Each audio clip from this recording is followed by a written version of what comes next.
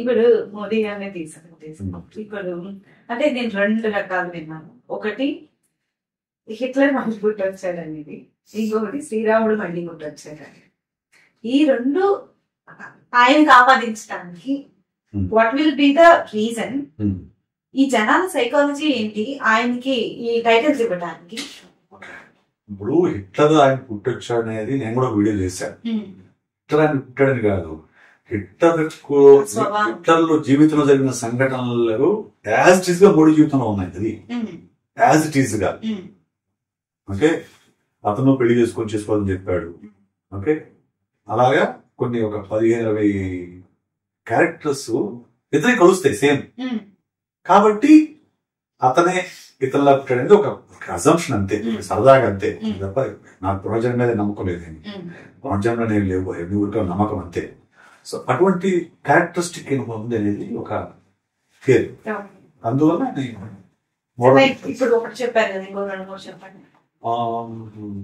తర్వాత ఆయన first time parliament election అయినప్పుడు ఒక పార్టీలో చిన్న స్థాయి నుంచి వచ్చి పార్టీని ఆక్యుపై చేశాడు. ఓకే, ఇట్లా కూడా అంతే. సో ఫస్ట్ టైం పార్లమెంట్ వెళ్ళినప్పుడు అక్కడ ముద్దాడి ఏడ్చాడు. రైట్, ఆయనకి డ్రెస్సులు అంటే బాగా ఇష్టము, ఆయనకి రేడియో స్పీచ్ అంటే బాగా ఇష్టము. ఓకే, ఆయన అందరినీ కూడా బ్రదర్స్ అండ్ సిస్టర్స్ అని సంబోధిస్తాను. సో ఇట్లాగా ఒక 15-20 ఉన్నాయి ఎవరిద్దరు కలిసేది సేమ్ టు సేమ్ కలుస్తాయి. ఇప్పుడు మోడీ కూడా డ్రెస్సులు పిచ్చి తెలిసిందే కదా, అందరికీ తెలిసిందే కదా. నాకు తెలిసి ప్రపంచంలో ఏ దేశాధినేత కూడా అంత పిచ్చును నేను చూడలేదు. ఒక రోజులో 6 డ్రెస్సులు మార్చారు. 4 మీటర్లు 4 డ్రెస్సులు మారుస్తాడు. అదేం పిచ్చో నాకు అర్థం కాదు అసలు. అంటే సెల్ఫ్ సెంటర్డ్నెస్, నార్సిస్టిక్ పర్సనాలిటీ. సాధారణంగా చాలా మంది పొలిటిషియన్ నార్సిస్టిక్ పర్సనాలిటీ క్యారెక్టరిస్టిక్స్ ఉంటాయి, కానీ ఎందులో చాలా ఎక్కువ. నేను తప్ప ఎవరు లేరనే ఒక ఇది ఎక్కువ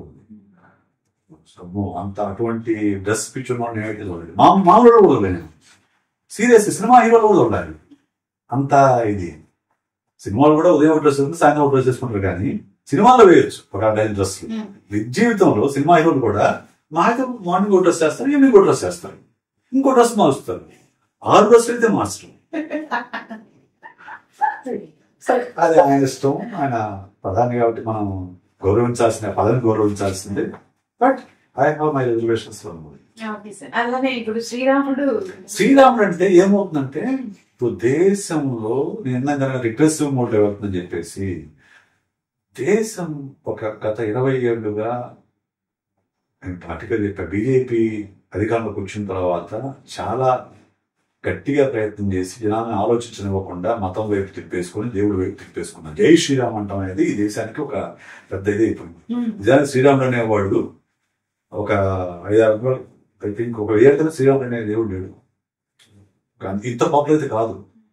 ఓకే, వేదాల్లో శ్రీరాముడు లేడు, పురాణాలు శ్రీరాముడు లేడు, ఆ తర్వాత పుట్టిన దేవుడు శ్రీరాముడు అనేవాడు. ఓకే, అది ఒక కథ, ఒక ఇతిహాసం అంతే. ఉన్నాడు ఎవరు తెలియదు, కాకపోతే అది పొలిటికలైజ్ అయిపోయింది కాబట్టి.